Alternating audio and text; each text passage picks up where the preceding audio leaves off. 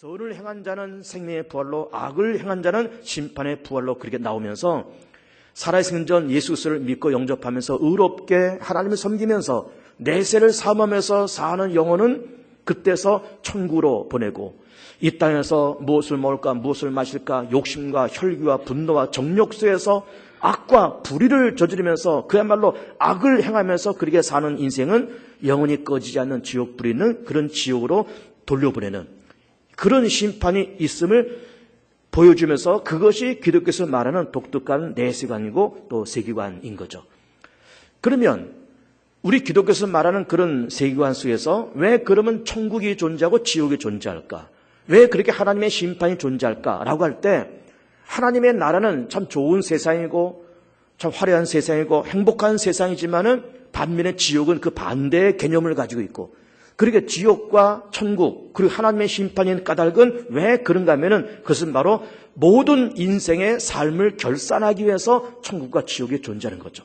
모든 것을 결산하기 위해서 의를 행한 자는 의를 행한 자대로 보상을 하고, 악을 행한 자는 악을 행한 대로 보상하기 위해서 인생의 보상과 인생의 심판의 차원으로서 그런 천국과 지옥과 내세가 존재한다라고 하는 것을 기독교에서는 독특하게 그렇게 이야기를 하고 있는 겁니다. 그러면서 우리는 부활의 복음을 여러 차례 이야기를 드리고 오늘 6번째 말씀을 드리면서 그동안에 좀 우리가 평소에 듣지 못했던 첫째 부활, 둘째 부활, 그리고 첫째 사망, 둘째 사망에 대한 말씀도 드린 바가 있습니다. 첫째 사망은 이렇게 정리를 해봐야 됩니다. 첫째 사망이라는 것은 우리가 70년 혹은 80년 혹은 그렇게 살다가 세상을 떠날 때 육신의 죽음, 이것을 첫째 사망이라고 그러는 거죠. 이것은 예수를 믿든 아니 믿든 누구나 다 경험하는 육신의 죽음, 이거를 첫째 사망이라고 성경에서는 그렇게 말씀하고 있습니다. 둘째 사망은 무엇인가? 우리가 죽어서 하나님의 심판대 앞에 가서 악을 행한 자는 심판의 부활로 나온다고 말씀하면서, 그러면서 불의하고 죄짓고 의롭게 살지 못하면서 육신의 정욕과 이생의 자랑 속에 살던 인생들을 심판하시면서 영원히 꺼지지 않는 지옥 불로 집어 던지는 그런 심판, 그런 심판을 둘째 사망이다, 그렇게 이야기를 하고 있는 겁니다. 첫째 부활과 둘째 부활도 마찬가지입니다. 첫째 부활은 우리가 세상 살면서 어느 순간 성령의 감동을 통해서 예수를 믿게 됩니다. 그러면서 하나님의 아들이 계셨는데 그분이 이 땅에 오셔서 나의 허물, 온 인류의 허물과 죄를 담당하시고 십자가에서 죽으시고 그리고 부활하셨다는 그 사실을 깨닫고, 그렇게 예수님의 십자가의 죽으심이 어떤 우연이나 어떤 정치적인 모함에 의해서 죽으신 것이 아니요, 내 죄를 위해서 인류의 죄를 담당하시고 죽으신 사건인 것을 내가 믿고 그가 부활하시고, 그리고 예수를 통해서 우리가 죄산 받고 하나님의 자녀가 된다는 그런 믿음을 갖고 살아갈 때 성령의 감동을 통해서 그때서 거듭나고 의롭다함으로 그렇게 인정되고 그리고 천국 백성 되는 그 감격, 그런 깨달음, 그런 믿음, 그러면서 옛사람을 버리고 새사람을 덧입고 세상에서 먹고 마시는 일에 집념해서 살던 그 모든 생활을 정리하고 하나님의 나라와 의의 세계를 향해서 살아가는 그러한 삶의 어떤 전환점, 이것이 바로 첫째 부활인 거죠. 이거는 살아있을 때 경험하는 것이고, 이것은 저도 경험했고 여기 앉은 우리 성도들 대부분은 그런 것을 경험을 했습니다. 예수를 믿어서 성령 받고 하나님이 계시다는 것을 깨닫고 하나님께서 말씀으로 천지 만물을 창조하셨다는 그 사실을 깨닫고, 그냥 이렇게 사는 것만 다인 줄 알았는데 내가 죄인이요, 이 죄로 인해서 내가 죽을 수밖에 없는 죄인이요, 이 땅에는 죄의 권세와 사망 권세와 사단의 권세가 있어서 이 권세를 우리는 벗어날 길이 없지만은 예수 믿어 성령 받고 나서 성령의 감동을 통해서 이것을 벗어던지고 하나님의 자녀가 되는 그 감격, 이것이 바로 첫째 부활인 겁니다. 둘째 부활은 죽어서 하나님의 심판대 배 갔습니다. 가면서 그때 우리는 선을 행하고 예수 그리스도를 믿어서 의의 세계를 삼으면서 오늘 그렇게 살아왔기 때문에 하나님께서 우리를 바라보시면서 우리 안에 예수를 믿는 흔적이 있고 성령께서 우리를 보증해 주시기에 하나님께서 우리를 바라보시면서 아무기야, 너는 믿음의 사람이로구나, 너는 의로운 사람이로구나, 예수를 믿는 사람이로구나, 그러면서 신령한 몸, 영광스러운 몸으로 부활시켜서 영원한 정의와 영원한 행복 있는 천국으로 입성시키는 그 과정, 이것이 바로 둘째 부활인 겁니다. 그러므로 부활이라고 하는 개념은 사실은 기독교 안에만 있는 독특한 개념인 거예요. 조금 전에 말씀드린 것처럼 각 문화권마다, 각 민족마다, 각 종교마다 독특한 어떤 내세관이 있다, 각 세계관이 있다라고 말씀드리지만은 사실은 이 부활이라고 하는 독특한 이런 내세관, 부활이라고 하는 독특한 이 세계관은 기독교 안에만 있는 거예요. 성경 안에만 존재하는 겁니다. 성경 안에만. 그런데 우리는 부활 그러면은 그냥 다시 사는 것으로 그렇게 얘기하면서 죽었다가 다시 사는 것이 부활 아니겠느냐? 단순하게 그렇게 생각하지만은 물론 그 말이 맞긴 맞지만 부활이라는 개념은 다시 사는 개념보다 더 깊은 그런 의미가 그 속에 들어있습니다. 우리는 세상 살면서 연약한 육신을 입고 이 땅을 살아갔잖아요. 조그만 찬바람 불어도 감기에 걸려서 콜록거리고 조금 한 끼 두 끼 굶어도 배가 고파서 쩔쩔매고 조금 나가서 심한 일을 하면 피곤해서 그저 잠자리에 들어야 되고 우리는 그런 연약한 육신을 이렇게 입고 그렇게 살아갑니다. 뿐만 아니라 이 연약한 육체 안에 욕심과 추함과 육체의 정욕, 안목의 정욕, 이생의 자랑, 탐욕과 욕심과 그리고 어떤 독설, 그리고 우리의 혈기, 분노 이런 것이 가득 차 있는 육신을 입고 그렇게 살아간다 그 말이에요. 그런데 부활이라는 그런 개념은 죽었다가 다시 살아나는 그런 개념이지만은 이렇게 추악하고 연약하고 죄악의 덩어리, 욕심과 혈기 있는 이런 덩어리로 다시 사는 것이 아니라 다시는 살면서 이제는 약한 몸이 강건한 몸으로, 욕된 몸이 영광스러운 몸으로, 연약한 몸이 강건한 몸으로, 신령한 몸으로 그렇게 부활되어서 시공을 초월할 뿐만 아니라 거룩하고 온유하고 진실되고 순결한 마음으로, 순결한 정신으로 다시 살아나는 것, 이것이 바로 부활인 거예요. 이것이 바로 부활인 겁니다. 그러면 부활이라고 하는 그런 개념을 오늘 6번째 이렇게 쭉 말씀드리면서 왜 부활할 거냐? 이 문제도 우리가 꼭 짚고 넘어가야 되는 겁니다. 왜 부활하느냐? 예수 믿으니까 부활하지. 우리 쉽게 그렇게 말하지만은 그런 이것을 좀 더 논리적으로 따져 들어가면은 부활하는 이유가 두 가지가 숨어 있다는 것을 우리는 봅니다. 첫 번째는 부활하는 이유가 왜 그런가? 우리 안에 생명이 있기 때문에 우리는 부활하는 거예요. 생명이 있기 때문에. 가끔씩 그런 뉴스를 보지 않습니까? 벽시를 500년 된 벽시, 1000년 된 벽시를 발견했다. 고려시대에 그러면은 적어도 1000년 전인데 고려시대 중반기에 어느 시골에 있던 어떤 집에서 보관됐던 벽시가 발견됐다. 그런데 이 벽시를 심었더니 거기서 정말 벼 싹이 나오더라. 1500년 된 어선 채소씨 혹은 꽃씨가 있었는데 이거를 심었더니 싹이 났고 그리고 꽃이 피더라. 그런 얘기를 우리 가끔 듣습니다. 또 실제로 이것이 사실인 것이고. 그럼 우리는 500년 된 벽시가 1500년 된 꽃씨가 1500년 동안 그 말라 빠진 그 씨였지만은 그 속에 생명을 품고 있었기 때문에 500년 만에 1500년 만에 싹을 틔고 꽃을 피우는 거예요. 놀라운 얘기 아닙니까? 500년 그 씨 속에 생명이 있었다 이 말이에요. 우리도 예수 그리스도를 믿어서 우리 속에 생명이 임합니다. 예수께서 말씀하시기를 내가 곧 길이요 진리요 생명이니 무릇 나로 말미암지 않고 아버지께로 올 자가 없다 말씀하시면서 예수는 곧 생명으로 말씀하고 계세요. 광야에서 만나를 먹은 우리 조상들이 그걸 먹고 다 죽었지만은 나를 먹는 자는 영원히 죽지 않냐리라. 그럼 예수를 먹는다는 말이 뭐예요? 예수를 뜯어 먹습니까? 그런 것이 아니라 예수가 참 떡이요 참 생명이요. 만나를 먹으면서 이스라엘 조상들이 40년 살았지만은 생명된 예수를 우리가 믿고 용접하면서 그 예수 때문에 생명이 들어와서 살아서 믿는 자는 영원히 죽지 않고 죽어서 믿는 자는 다시 사는 역사가 왜 그게 가능하냐? 왜 부활이 가능하냐? 예수가 생명이요. 예수를 내가 믿으니 그 생명이 내 안에 들어오고 내 영혼 속에, 내 인생 속에, 내 삶의 모든 영역 속에 생명의 역사가 약동하니까는 죽어도 사는 역사가 일어나더라 그 말이에요. 죽어도 사는 역사가.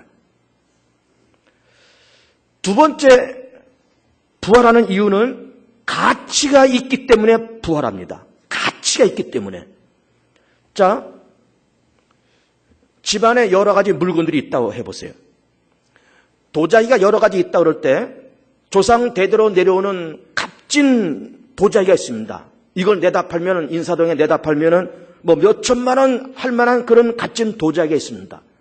그런가 하면은 비슷하게 생겼지만은 시장에서 파는 몇백 원짜리, 몇만 원짜리, 몇천 원짜리 그런 도자기도 있습니다. 집안을 정리하려고 살림을 좀 줄이려고 이사 가면서 좀 살림을 줄이려고 도자기가 여러 가지 있는데 뭘 버리고 뭘 좀 보관해서 이걸 싣고 갈까? 라고 할 때 수천만 원 값 나가는 그 조상 대대로 물려받는 그 갑오와 같은 그 도자기는 버릴 수가 없는 거예요. 가치가 있기 때문에 버릴 수가 없는 겁니다. 그러나 몇천 원짜리 몇만 원짜리는 이거는 버려도 괜찮고 버렸다가 나중에 다시 사도 괜찮으니까는 값싼 거는 그 버릴 수가 있는 거예요. 버릴 수가 있습니다. 왜 우리가 부활되느냐? 우리는 예수 안에서 가치 있는 존재이기 때문에. 가치 있는 존재이기 때문에. 여러분 가치라는 것을 잘 생각해 보세요. 자, 우리가 자동차 대리점에 가서 중형차를 하나 산다 그럴 때 중형차 한 대 거의 한 3천만 원 가까이 할 겁니다. 그러면 내가 3천만 원을 주고 중형차를 사면은 사는 나도 어떤 중형차를 사면서 3천만 원 정도의 가치가 있다고 생각하니까는 3천만 원을 지불하는 거예요.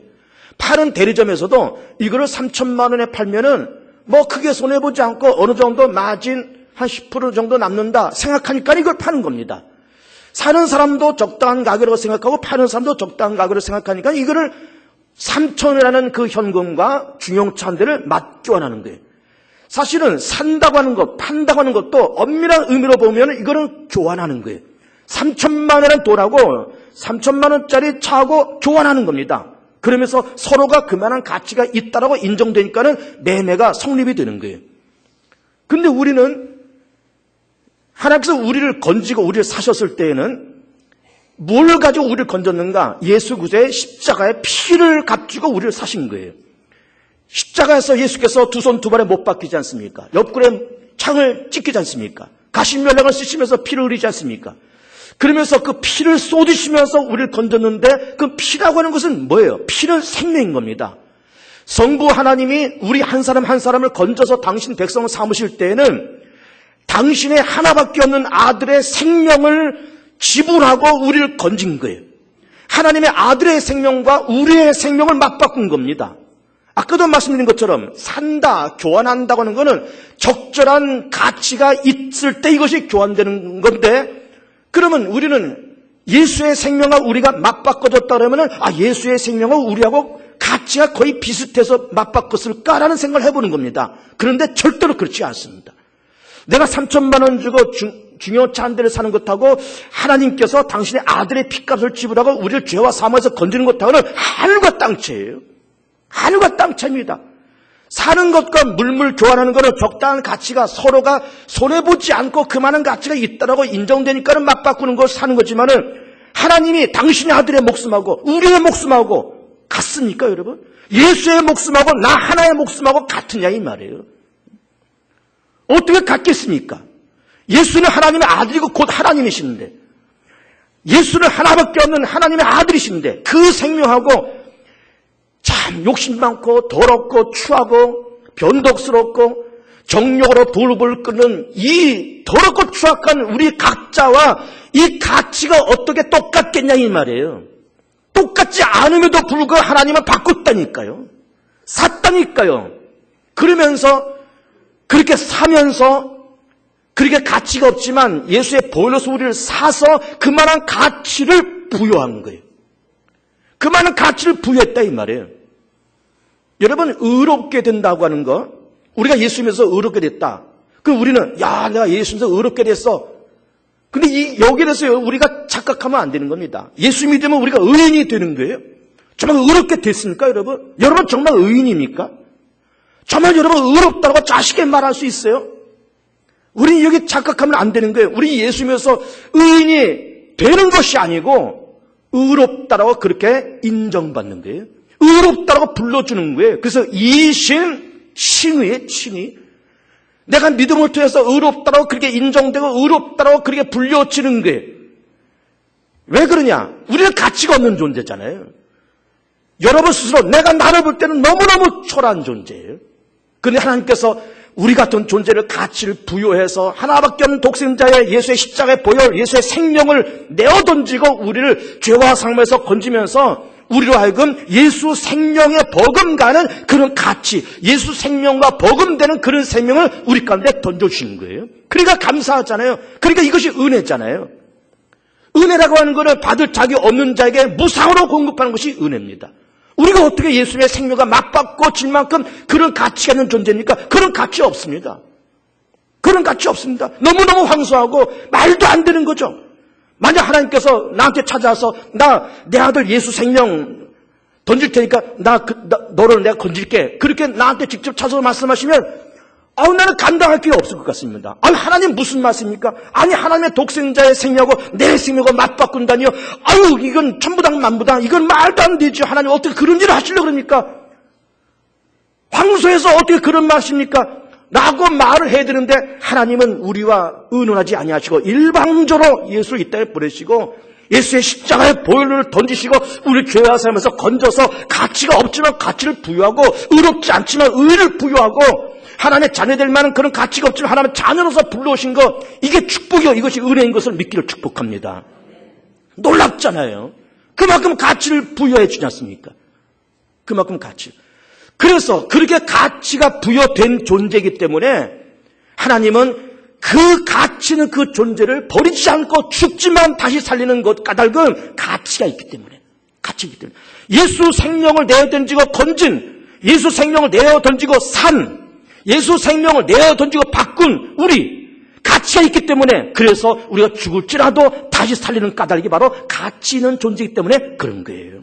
가치 있는 존재이기 때문에. 티코 자동차가 나온 지가 한 20년이 넘었을 겁니다. 한 90년대 초반 티코 자동차가 나왔잖아요.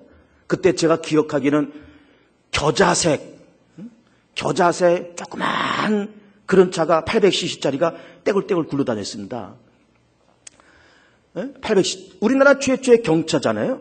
그게 굴러다녔는데 지금은 다 단종됐죠. 티코 단종되고 지금 마티즈 나오고 요즘 뭐 경차들이 많이 나왔습니다. 그런데 20년 넘은 티코, 그것도 중고차, 뭐 키로수도 한 30만 킬로, 50만 킬로 이미 뛰었습니다. 이미 연식도 20년이 넘은 중고차 티코가 어느 중고차 시장에 나와 있다고 쳐보세요. 얼마나 할까요? 아마 가치로는 거의 가치가 없는 차입니다. 그냥 갖다가 타라고 그냥 줘도 부담스러운 그런 차일 겁니다. 그런데 어느 누군가 그 차를 바라보면서 3천만 원을 주고 그 차를 샀다고 쳐보세요. 많은 사람들이 조롱했겠죠. 저거 그냥 갖다 타라 그래도 이거 처치 곤란한데 그냥 배추장 갖다 집어넣어야 마땅한 거를 저 사람 정신 나가서 3천만 원을 주고 샀네. 3천만 원을 주고 샀네. 그 정말 샀습니다. 사가지고 이걸 닦고 기름치고 조이고 닦고 기름치고 조이고 그래서 이걸 애지중지 해가지고 딱 유리 케이스 안에 딱 모셔놓은 거예요. 창고에다가 유리 케이스 안에 딱 모셔놓은 거예요. 가치가 없지만은 그냥 배추장에 들어가야 마땅한 것이고 그냥 줘도 부담스러운 거지만은 남들이 볼 때는 저거 왜 사냐? 정신 나갔다. 3천만 원 그냥 버렸다라고 말할지라도 사는 사람은 그렇지가 않은 거예요. 어쨌든 3천만 원 주고 사서 배차장 가야 마땅한 그런 차지만은 나는 일방적으로 그 차한테 3천만 원의 가치를 부여하고 그 차를 애준히 닦고 기름치고 조이고 닦고 기름치고 조이고 그러면서 살아가는 거예요. 남들 볼 때는 정말 정신없는 짓이죠. 정신없는 짓입니다, 여러분. 하나님이 독생자 예수를 이 땅에 보내고 예수께서 십자가에서 피 흘려 돌아가시면서 우리와 같은 사람을 한 사람 건졌다고 하는 것과 20년 넘은 티코차를 3천만 원 주고 사는 것하고 똑같아요, 여러분. 하나님은 정신없는 일을 했습니다. 참 죄송하지만 하나님은 정신없는 짓을 했어요. 나 같은 것을 살려고 예수 십자가를 짊어지게 하시고 나 같은 걸 하나님 자녀 삼으려고 예수 십자가를 지게 만드시고 그리고 나 같은 거 가치가 없는 가치를 부여하고 아무 생명 없는 예수의 생명을 부여하고 생명이 있어서 부활시키고 가치가 있어서 부활시키고 하나님은 정신없는 짓을 하셨습니다. 그러나 정신없는 짓 그것 때문에 우리가 살았음을 믿기를 축복합니다. 그것 때문에 우리가 부활됨을 믿기를 축복해요. 그것 때문에. 이게 하나님의 은혜입니다, 여러분. 하나님의 은혜. 이게 하나님의 사랑이고 하나님의 은혜입니다. 그런 가치가 있는 존재이기 때문에 우리가 부활한다 이 말이에요. 예수 생명을 이어받았기 때문에 우리가 부활한다 이 말이에요. 그런데 우리는 부활이라는 이런 개념을 지금 6번째 말씀을 드리겠지만은 부활이라는 개념이 다소 추상적이고 먼 미래의 사건처럼 보이는 겁니다. 뭐 첫째 부활, 둘째 부활 말씀드리겠지만 우리 첫째 부활을 이미 경험했고 나중에 죽은 다음에 하나님 심판대 앞에 와서 둘째 부활한다. 사실은 그것이 사실이고 진리지만은 아직은 우리가 이게 정말 어떻게 되는 걸까라고 추상적으로 들리는 겁니다. 사실은. 그러나 그 추상적인 부활의 개념을 오늘의 사건으로 현실성 있는 사건으로 바꿔보자는 말씀을 지난주부터 드리고 있는 거예요. 그것이 두 가지인데 지난주에 말씀드린 것처럼 첫 번째는 부활의 사건을 현실적으로 오늘의 사건으로 맞아들인다고 할 때 그것이 뭔가 하면은 털고 일어나는 거예요. 털고 일어나는 겁니다. 오늘 본문을 빌립보서 3장을 선택했습니다. 빌립보서는 사도 바울이 빌립보 교회에 보내는 감사의 편지입니다. 에바브로디도를 통해서 여러 가지 빌립보 교회를 통해서 여러 가지 물질로 마음으로 기도로 후원을 받았어요. 그렇지만 지금 감옥에 들어가 있습니다. 그러면서 그 빌립보 교회에 참 고맙다.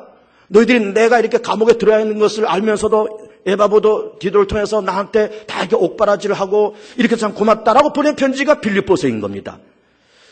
그런데 그렇게 고생하면서 지금 이 빌립보서는 로마 감옥에서 쓴 거예요. 그래서 빌립보서를 옥중서신이라고 그래요.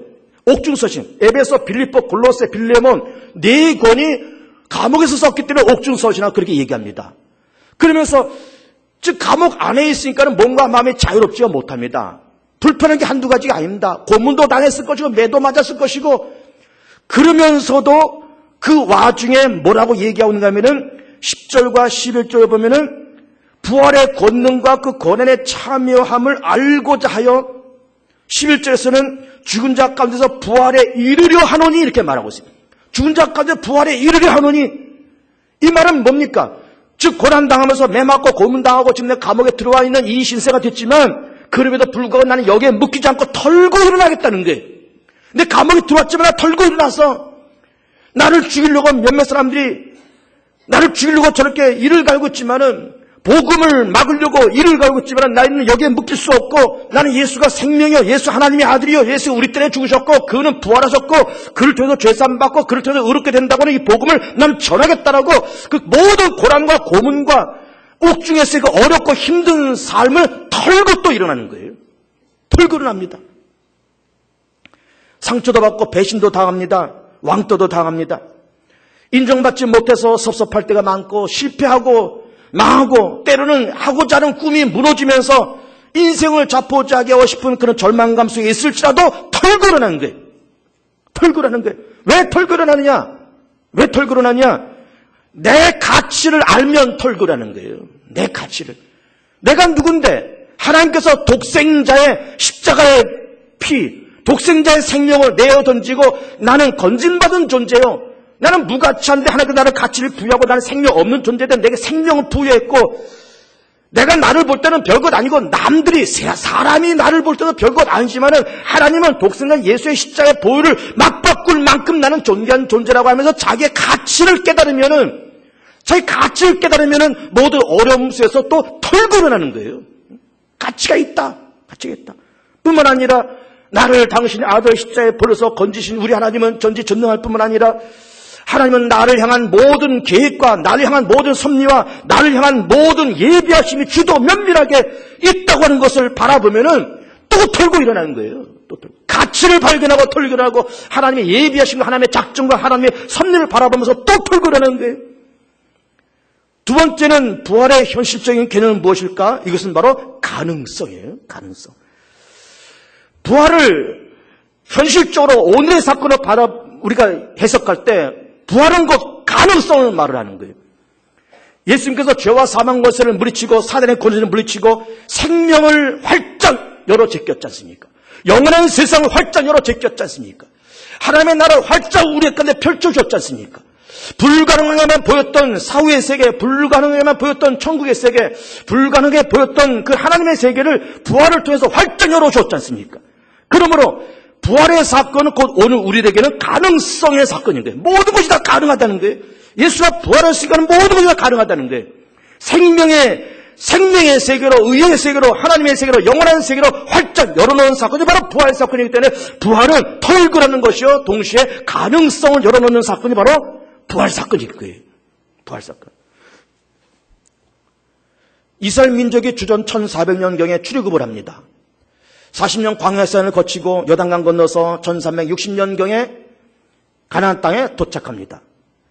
그러면서 가나안 땅에 도착하면서 가나안을 정복하기 위해서 이방 민족과 전쟁을 하는데 그 전쟁에서 앞장섰던 사람은 물론 여호수아, 갈렙 이런 사람들이었습니다.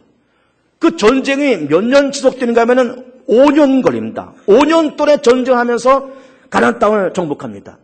절대로 쉬운 일이 아니었습니다.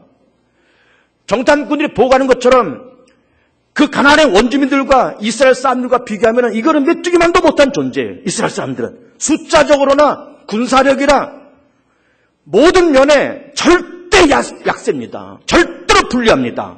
이스라엘 민족이 절대로 불리해요. 그러나 그렇게 불리한 일을 만날 때마다, 넘을 수 없는 어떤 한계를 만날 때마다 그들이 잊을 수 없는 추억이 한 가지가 있습니다. 그것은 뭔가 하면은 홍해의 사건이었어요. 홍해 사건. 10가지 재앙이 애굽 땅에 내려오면서 모세를 쫓아서 출애굽했던 이스라엘 민족, 앞에는 홍해바다, 뒤에는 바로의 군대가 쫓아왔을 때 앞으로 갈 수 없고 뒤로도 갈 수 없고 양옆으로도 갈 수 없이 사면초가 같은 그런 환경 속에 하나님께서 모세를 향해서 왜 주저하느냐? 지팡이를 들고 바다에서 내어 뻗어봐라. 너는 가만히 있어. 오늘 내가 여호와인 것을 내가 알리라. 네 뒤에 쫓아오는 바로와 그 구현들을 다시는 이제는 보지 아니하리라. 말씀하시는 그 언약을 믿고 지팡이를 들고 바다를 향해서 그 손을 내어 뻗었더니 바다가 갈라지고 마른 땅으로 건너가고 뒤쫓아오는 바로의 군대는 물에 수장당하면서 깨끗하게 없어진 거예요. 그 출애굽할 때 홍해가 갈라지는 그 사건이 가나안 땅을 정복하는 이스라엘의 군대 가운데서 절대로 잊을 수 없는 사건이었습니다. 절대로 잊을 수 없는 추억이었습니다. 가나안 땅에서 5년 동안 전쟁하면서 어려움 만나고 정말로 열매의 정탐꾼처럼 우리는 메뚜기만도 못하다고 생각했는데 정말 실제로 그랬고, 그랬는데도 불구하고 절대로 숫자적으로 열세고 군사력으로 열세고 모든 것에 열세지만은 늘 무엇을 생각하는가 하면은 출애굽을 생각하고 홍해가 갈라진 것을 생각하면서 하나님은 우리 편이요, 하나님께서 함께 하시고 하나님께서 역사하시고 하나님께서 손만 내밀면 바다가 갈라지는데 하나님께서 손만 내밀면 이 적군이 다 물러나리라 라고 하는 그런 추억을 갖고 5년 동안 전전해서 승리한 거예요. 그런 추억이 있습니다, 여러분. 우리는 무슨 추억을 갖고 세상을 살아가야 될까요? 우리 예수의 부활을 추억 삼아서 우리는 살아가야 되는 거예요. 예수는 죄도 이기고 사망 권세를 이기고 사단의 권세를 이기고 가룟 유대의 배신, 제사장들의 배신, 빌라도의 잘못된 판단, 로마 군대들의 그들의 무례함, 이 모든 것을 다 이기고 사흘 만에 부활하셨다라고 하는 그 추억을 안고 죽을 것만 같은 삶에서도 이것이 끝이 아니라고 다시 한번 일어서고, 불가능할 것 같은 그런 난관을 만나고 어려움 만나도 예수의 부활을 추억하면서 예수님 다시 살아나셨는데 그 가능성을 열어놓으셨는데 나도 일어나자, 나도 덜그러하자, 예수에서 할 수 있거니 무슨 말이냐, 믿는 자에 능치 못함이 없다라고 그렇게 말씀하고, 그리고 믿는 자에게 모든 것이 가능하다는 것을 그렇게 우리 부르짖고, 예수 안에서 하나님 전능하신 분인데 내게는 세상과는 불가하고 내 힘 가지고는 불가능하지만 하나님 함께 하시고 부활의 권능 갖고 있는 예수를 내가 믿고 영접하는 순간 모든 것이 가능하다는 걸 믿고 나아가는 그런 힘, 이것이 바로 부활을 현장화하는 그런 사건인 거예요. 부활을 현장화하는 그런 사건. 그래서 무너진 가정도 다시 일으키고 무너진 사업장도 다시 일으키고 그러면서 살아가는 겁니다. 예수 안에서는 모든 것이 가능한 거예요. 죽은 자도 살아나는데, 하나님은 죽은 자도 살리는 하나님인데, 그렇다 그러면은 죽은 자를 살린 하나님이라고 하면 이 정도 못하게 하시겠는가? 그러면서 또다시 힘과 용기를 갖고 일어나는 것, 이것이 바로 부활을 현장화, 현재화하는 거예요. 아이들을 낳고 기르면서 속상할 때가 참 많습니다. 말 안 듣고 돈 쓰고 사람 구실 못하고 이리저리 나쁜 짓만 하러 돌아다니고 장가도 안 가고 취직도 안 하고 그러고 다니는 아이들이 있을 수가 있습니다. 나이가 30 넘고 40이 가까이 돼도 이거 사람 구실 못하고 장가도 못 가고 답답한 아이들이 있습니다. 그런데 죽은 자도 살리시는 하나님은, 또 예수는 죽은 자까지 살아나신 예수님은 모든 것을 가능케 하는 하나님이라고, 모든 것을 가능케 하는 예수라 그러면은 그런 우리의 자식들 속에 예수가 들어가고 성령이 감동하고 하나님께서 축복하시면 가능성 있는 아이들이 되는 거예요. 되는 겁니다. 우리나라도 세월호 사건 벌써 한 달이 지나가면서 아직도 건지지 못한 아이들이 많이 있지만은, 그래서 정치권도 시끄럽고 여기저기서 데모가 일어나고 촛불 집회하고 어려움 속에 빠졌지만은, 그래도 대한민국은 그래도 하나님께서 사랑하시고 그래도 대한민국은 가능성 있는 나라예요. 왜?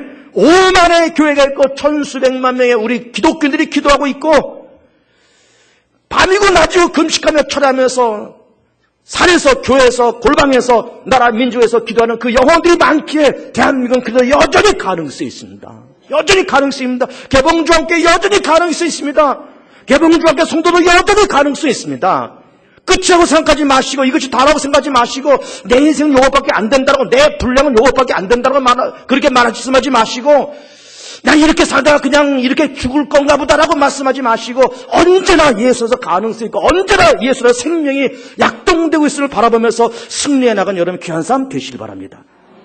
가능성을 갖고 나아가고 털고 일어나면서 힘차게 예수와 더불어서 전쟁에 예수와 더불어서 승리하고 예수와 더불어서 가능성의 세계로 생명의 세계로 힘차게 나아가는 여러분 귀한 삶 되시길 축복합니다.